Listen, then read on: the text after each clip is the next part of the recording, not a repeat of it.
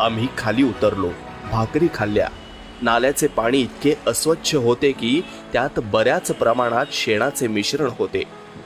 गाडीवान तेवढ्यात कुठेतरी भाकरी खाऊन आला. पुन्हा आमची गाडी चालू झाली. रात्र बरीच झाली तेव्हा गाडीवान हळूच गाडीत येऊन बसला. रस्त्यावर दिवा नव्हता, माणूस तर कोणीच दिसेना. आम्हाला रडू कोसळले. अशा रीतीने आम्ही रात्री 12 वाजेपर्यंत वेळ काढली. मनात तर्कवितर्क चालूच होते. आपण काही गोरेगावात जात नाही असे वाटले. इतक्यात एका टोल नाक्यावर गाडी येताच आम्ही उड्याच घेतल्या. भाकरी खाण्याकरता टोल नाक्यावरील मनुष्यास विचारले. मला पर्शियन भाषा चांगलीच येत असल्याने त्या मनुष्याशी बोलण्यास अडचण पडली नाही. परंतु त्याने मला उर्मटपणे उत्तर देऊन पाण्यासाठी समोरचा डोंगर दाखवला. शेवटी कशी तरी रात्र टोल नाक्यावर काढली. सकाळी पुन्हा गाडी चालू झाली व शेवटी दुपारी अर्धमेल्या अवस्थेत गोरेगावी येऊन पोहोचलो. हे सर्व श्रुत आहे. माझे वडील कबीरपंथी असल्यामुळे त्यांना मांस, मच्छी व दारू बंद होती हे सांगायला नकोच. ते पक्के शाकाहारी होते नि दारूला ते हात सुद्धा लावित नसत. पण जेव्हा जेव्हा म्हणून आमच्या खेड्यात आमच्या समाजाचे जाती भोजन असेल तेव्हा तेव्हा इतरांना मिष्ठान्न, मांस भोजन मिळावे म्हणून माझे शाकाहारी वडील पुढाकार घेत असत. आमच्या घरी वंशपरंपरेने चालत आलेली हांडे, पोतल्या, पराती वगैरे मोठमोठाली भांडी असत. त्यांचा उपयोग सार्वजनिक ग्रामभोजनासाठी व्हावयाचा असे जणू ठरलेलेच होते. माझे वडील स्वतः गावाबाहेरील झाडाखाली जाऊन मोठमोठाले दगड डोक्यावर वाहून गोळा करीत व गावातील भोजन व्यवस्थापकाच्यासाठी मोठमोठाले चुले स्वतःहून मांडून देत. बकऱ्याचे मांस, कोंबड्या व मासे यांचे चपचपीत जेवण तयार केले जात असे. ते जेवण तयार करण्यात सुद्धा आमच्या वडिलांचाच पुढाकार असायचा. अशा जेवणावळीत पुढाकार घेण्यात आमच्या वडिलांना कधीच दोष वाटत नसे. फक्त काही खाल्ले प्याले नाही म्हणजे झाले असे त्यांचे उदार तत्वज्ञान होते. एवढेच नव्हे तर दारूच्या बाटल्या सुद्धा ते स्वतः आणून प्रत्येकाला छटाक वाढीत असत. पण त्यांनी जन्मभर दारूच्या थेंबालाही स्पर्श केला नाही. हीच माझ्या वडिलांची परंपरा मी सुद्धा पुढे चालवलेली आहे. मी व्हायसरॉय साहेबांच्या कार्यकारी मंडळात असतानाच उत्तम जेवणे, उत्तम व्हिस्की, शॅम्पेन वगैरे माझ्या मित्रमंडळींना दिलेली आहे. माझ्या वडिलांप्रमाणेच मी सुद्धा दारूच्या एका थेंबालाही कधी स्पर्श केला नाही. हेही सर्वश्रुतच आहे. याचा मला धडा मिळाला. मी मागे तुम्हाला सांगितले आहे की मी BA होईपर्यंत अगदीच सामान्य प्रतीचा विद्यार्थी होतो. पुढे माझ्या हातून काही संशोधन होईल अशी माझ्याबद्दल मलाही अपेक्षा नव्हती आणि इतरांना पण नव्हती. म्हणजेच माझी बुद्धी मंद होती किंवा माझ्यात वाचनाची आवडही नव्हती असे नाही. पण संशोधन करण्यासाठी जो एक विशिष्ट प्रकारचा दृष्टिकोन असावा लागतो किंवा जे एक प्रकारचे प्रोफेसरांकडून मार्गदर्शन व्हावे लागते ते माझ्या बाबतीत झाले नसल्यामुळे माझ्यातील गूढ शक्तींना चालना मिळालेली नव्हती इतकेच. अंगी उपजत गुण असले तरी त्यांचा विकास व्हावा लागतोच. अमेरिकेत जाईपर्यंत माझे अनेक गुण सुप्तावस्थेत होते. त्यांचा विकास होण्याचे कार्य प्रोफेसर सेलिग्मन व इतर दांडग्या विद्वानांकडून झाले हे मला कबूल करायला हवे.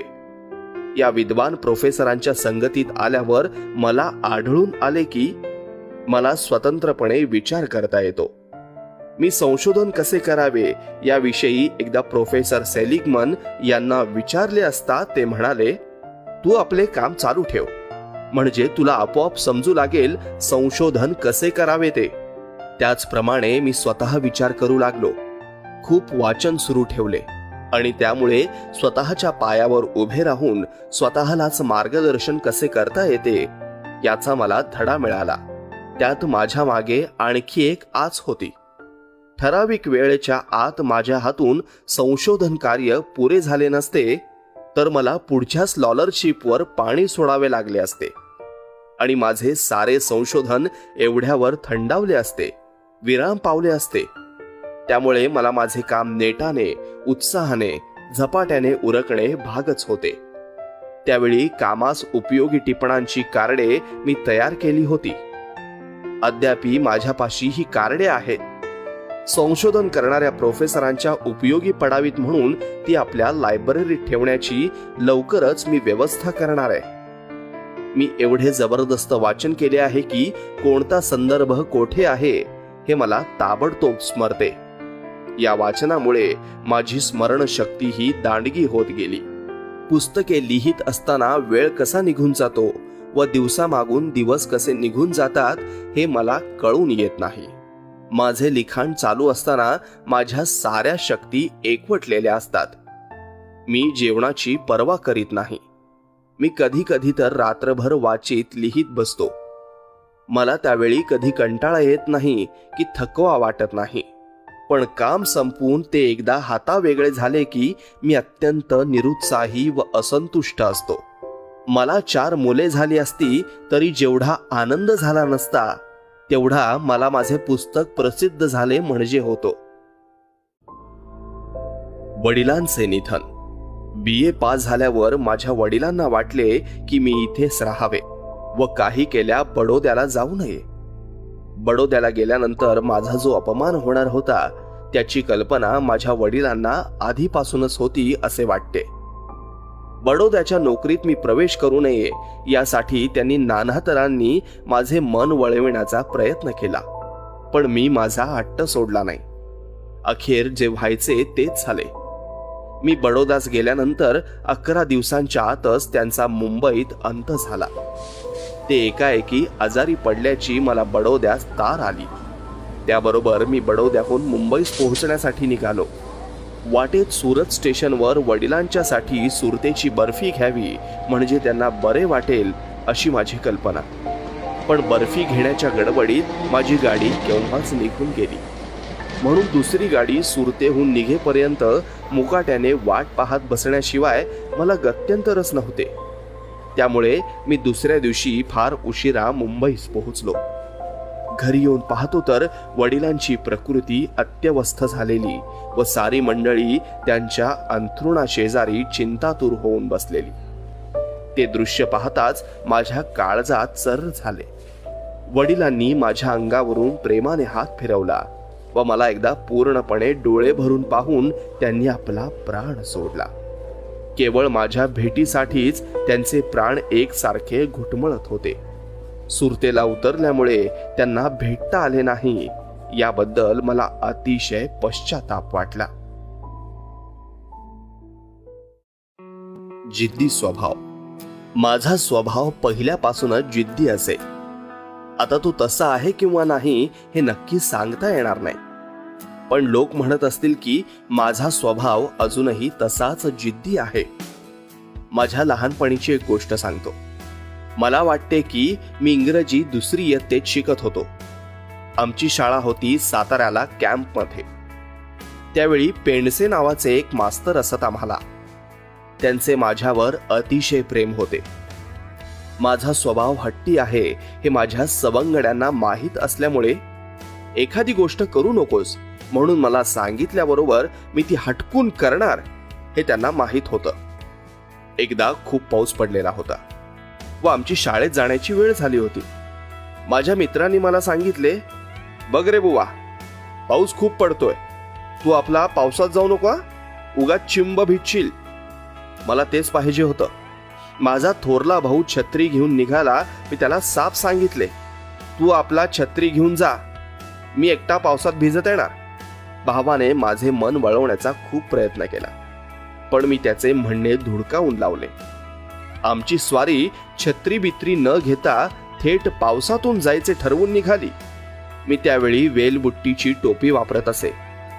ती टोपी पावसात भिजेल म्हणून माझी पाटी पुस्तके व ती माझी आवडती टोपी मी माझ्या भावाच्या स्वाधीन करून दिली. तो पुढे गेल्यावर मी पावसातून भिजत भिजत शाळेच्या रस्त्याने निघालो. पाऊस अगदी मुसळधार होता. मी शाळेत येऊन पोहोचलो तो काय, अगदी नखशिखांत चिंब भिजलेलो. मास्तरांनी मला अशा स्थितीत पाहिल्यावर त्यांना फार वाईट वाटले. त्यांनी मला विचारले, अरे पावसात छत्री घेऊन का नाही निघालास? मी जवाब दिला, छत्री एकच होती दोघा भावांमध्ये, म्हणून मी असा भिजलो. ही माझी निव्वळ थाप होती हे काही त्या भोळ्या मास्तरांच्या ध्यानात आलं नाही. लगेच माझ्या थोरल्या भावाला त्यांनी बोलावून घेतले. तो तेव्हा 4थीत शिकत होता. त्याला मास्तरांनी विचारले, दाखव पाहू तुझ्या अंगात सदरे किती आहेत ते. माझ्या भावाच्या अंगात एकच सदरा होता. तेव्हा त्यांनी आपल्या स्वतःच्या मुलाला माझ्याबरोबर आपल्या घरी पाठवले व सांगितले, याला नीट गरम पाण्याची आंघोळ करायला पाणी दे, त्याला एक लंगोटी दे आणि त्याचे कपडे म्हणजे धोतर आणि सदरा वाळत घालायला लाव, म्हणजे संध्याकाळी ते घालून आपल्या घरी जाईल. त्याप्रमाणे मास्तराच्या मुलांनी मला आपल्या घरी नेऊन गरम पाण्याची आंघोळ घातली व नेसायला एक लंगोटी दिली. संध्याकाळपर्यंत शाळेच्या तडाख्यातून आपण सुटलो म्हणून मला खूप आनंद झाला. मी टिवल्या बावल्या करीत व तोंडाने शिट्ट्या वाजवीत असाच शाळेच्या बाहेर हिंडत होतो. मी वर्गात आलो नाही असे पाहून मला वर्गात आणण्याविषयी पुन्हा मास्तरांनी एका मुलाला सांगितले. नुसती लंगोटी घालून साऱ्या मुलांच्या देखत वर्गात बसण्याची मला विलक्षण लाज वाटत होती. पण मास्तर म्हणाले, अरे इथे तर सारी मुलंच आहेत, त्यांची तुला लाज वाटायचं कारण काय? मी आपला तसाच रडत रडत वर्गात बसलो. पण या गोष्टीची मला इतकी लाज वाटली की तेव्हापासून माझ्या स्वभावातील जिद्द काढून टाकायची असा मी मनाशी निर्णय केला. तो कितपत साधला आहे हे इतरांनी मला सांगायचे. आमचे आडनाव आंबेडकर नव्हते. आमचे खरे नाव होते आंबावडेकर. आंबावडेकर या नावाचे खेड तालुक्यातील दापोली जवळ 5 मैलांवर एक लहानसे खेडे आहे. त्यामुळे आम्हाला आंबावडेकर याच नावाने लोक ओळखीत असत. या आंबावडेकर आडनावाचे आंबेडकर हे नाव कसे झाले त्याला इतिहास आहे. आम्हाला आंबेडकर नावाचे एक ब्राह्मण मास्तर होते. ते आम्हाला फारसे काही शिकवत नसत, पण माझ्यावर त्यांचे फार प्रेम होते. मधल्या सुट्टीत मला भाकरी खाण्यासाठी शाळेपासून दूर असलेल्या आमच्या घरी जावे लागते हे आंबेडकर मास्तरांना पसंत नव्हते. पण तेवढाच वेळ बाहेर भटकायला मोकळीक मिळे म्हणून मला ही भाकरीसाठी मधल्या सुट्टीत घरी जाण्याची फार मजा वाटायची. पण आमच्या या मास्तरांनी एक युक्ती योजली. ते आपल्याबरोबर भाजी भाकरी बांधून आणत असत व रोज मधल्या सुट्टीत कधीही न चुकता मला बोलावून घेऊन आपल्या फराळापैकी भाजी भाकरी मला खायला देत.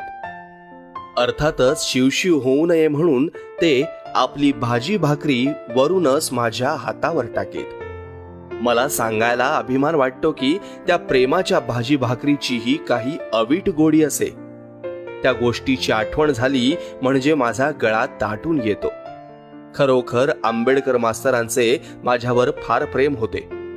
एके दिवशी त्यांनीच मला सांगितले की आंबावडेकर नाव आडनीड आहे, त्यापेक्षा आंबेडकर हे माझे नाव छान आहे, तेच तू यापुढे लाव. आणि त्याप्रमाणे त्यांनी कॅटलॉग मध्ये तशी नोंदही करून टाकली. मी विलायतेत राऊंड टेबल कॉन्फरन्ससाठी निघालो तेव्हा त्यांनी मला अत्यंत प्रेमळ पत्र पाठवले होते. ते पत्र माझ्या संग्रही आहे. पुढे केव्हा तरी माझे आत्मचरित्र लिहिण्याची मला स्फूर्ती झाली तर मी त्यात ते छापणार आहे. या आमच्या आंबेडकर मास्तरांचे सारेच काही और होते. शाळेची घंटा झाली की ते वर्गात येत व रहमतुल्ला नावाचा एक मोठा मुलगा आमच्या वर्गात असे. त्याच्यावर सारे वर्ग सोपवून खुशाल बाहेर निघून जात.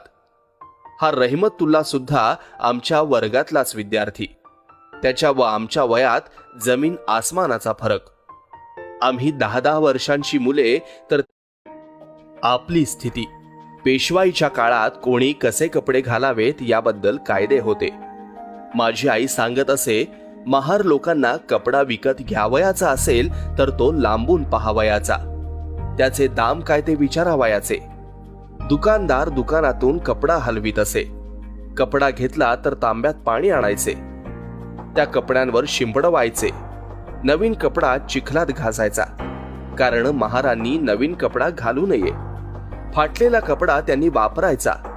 मातीमध्ये घासलेल्या लुगड्यांमध्ये 2 बोटे घालून त्याचे 2 भाग करावयाचे.